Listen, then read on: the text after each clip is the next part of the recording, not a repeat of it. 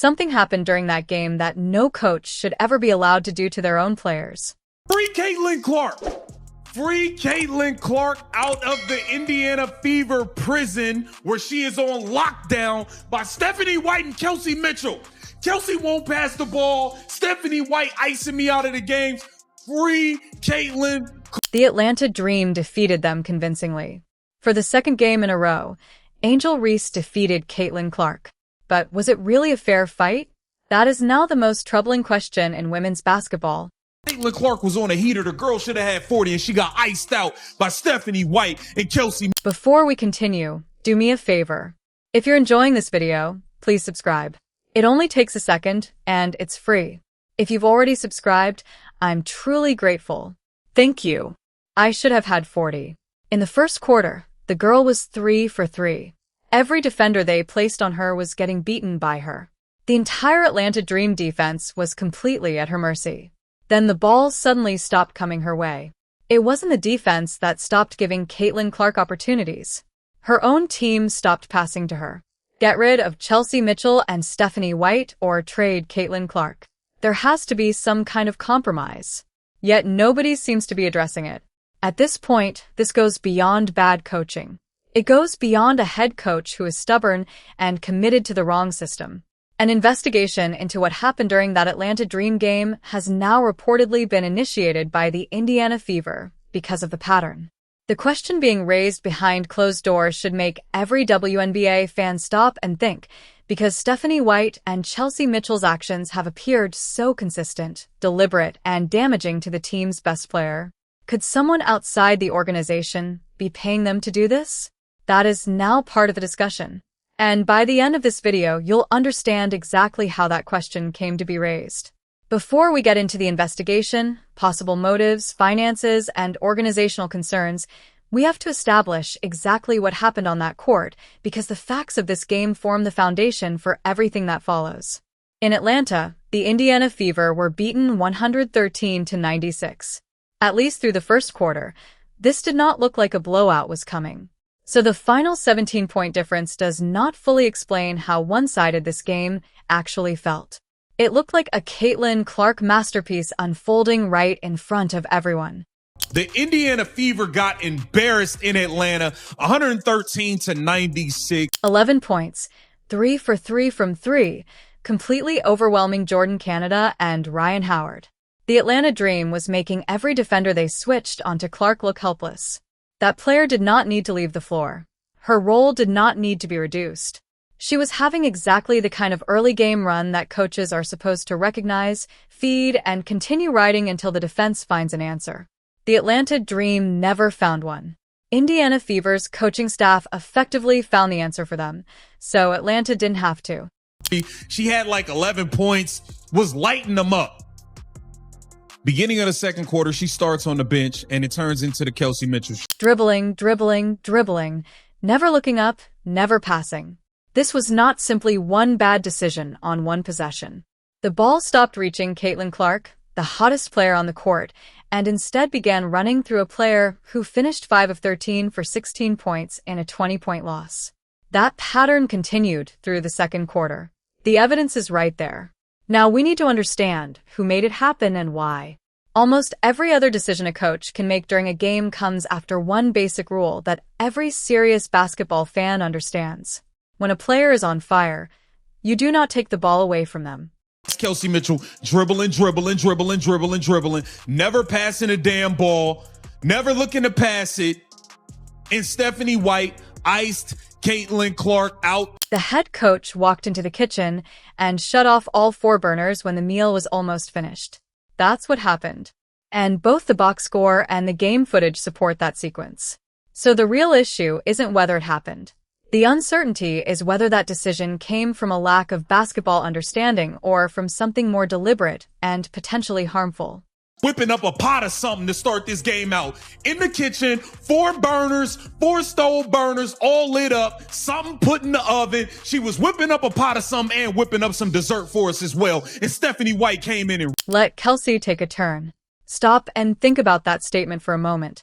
Giving someone their turn when the game is being decided is not how professional sports work at the highest level. When your players are playing their best, you keep them involved. You feed the hot hand instead of deliberately killing its momentum. You build on it. Unless, of course, winning the game is not the main priority. It's almost like when the Indiana Fever, when Caitlin Clark gets it going, Stephanie White and the Fever say, "Oh no, Kelsey, Caitlin's scoring too much. We gotta give Kelsey her." Nobody could stop her. The Atlanta Dream had no answer for Caitlin Clark. Every defender was getting beaten. Every rotation was being exposed. The Dream coaching staff had no real solution. And just when Caitlin Clark had a chance to take control of the game, Indiana's coaching staff effectively helped them by taking the ball out of her hands. That specific documented in-game decision is at the center of what the investigation is now examining. Let's look closely at Stephanie White, because the concern inside the Indiana Fever organization is not simply random dysfunction. It centers on specific coaching decisions that have reportedly repeated often enough to create a pattern that is difficult to explain as nothing more than incompetence. We could have just rolled the hot hand. They didn't have anybody that could guard Caitlin. Caitlin was destroying Ryan Howard. She was destroying Jordan Canada. Anybody they put on her, she was lighting their ass. The second quarter is when it happened. After playing the best first quarter of basketball this season, Clark is benched. The momentum is there. The competition is there. The opportunity is there. And at that exact moment, Stephanie White decides to run the offense through Kelsey Mitchell. Not because Mitchell was necessarily playing better. Not because changing the primary ball handler was clearly required for tactical reasons.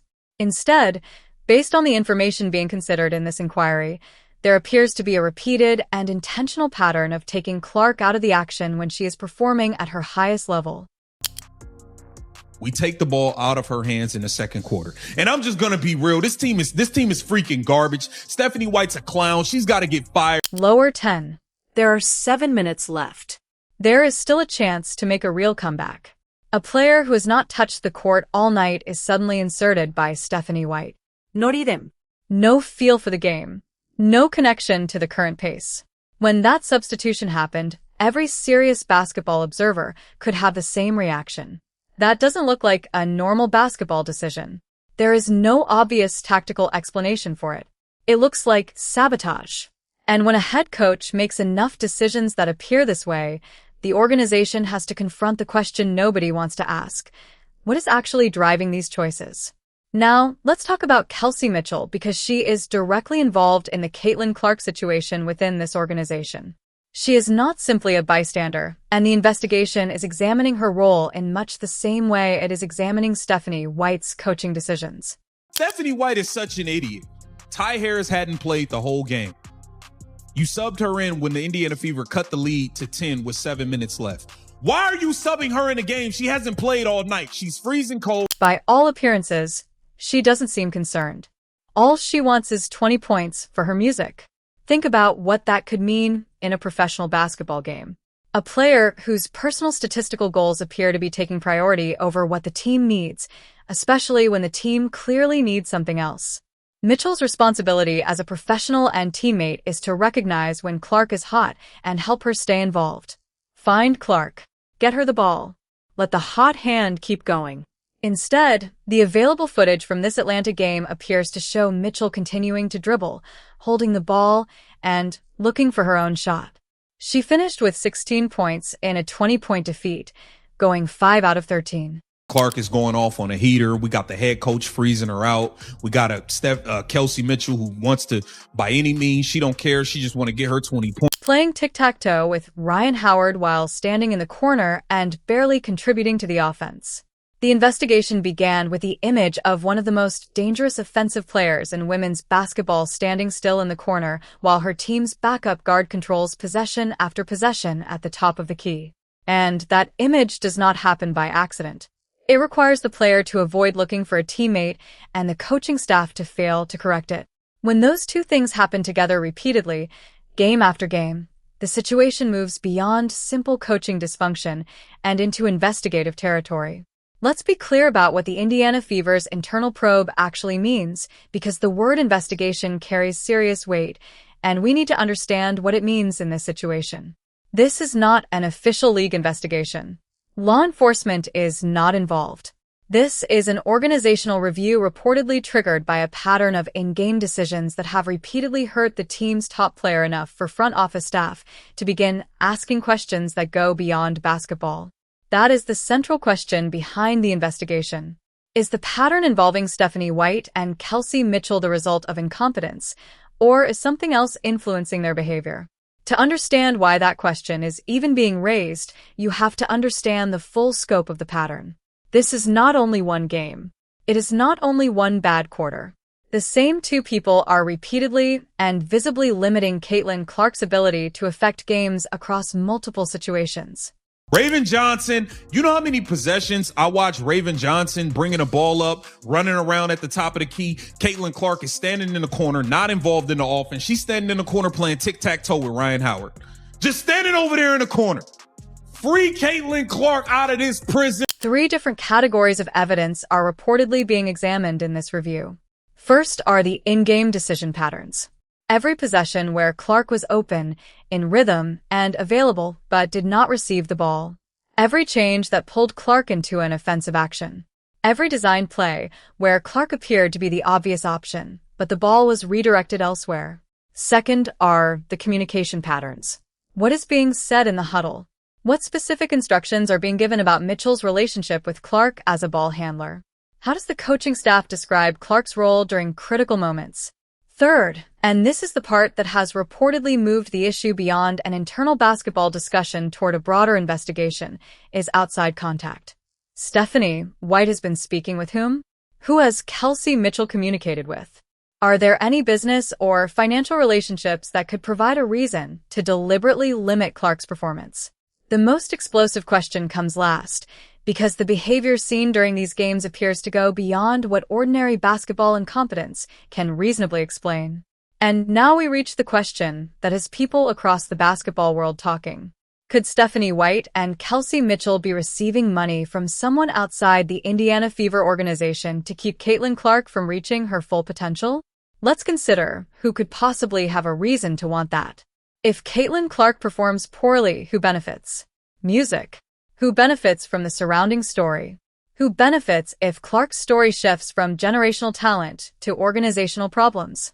If her value is artificially reduced on the court and in the marketplace? Who gains from that? Most people do not realize how long the list of possible interested parties could be.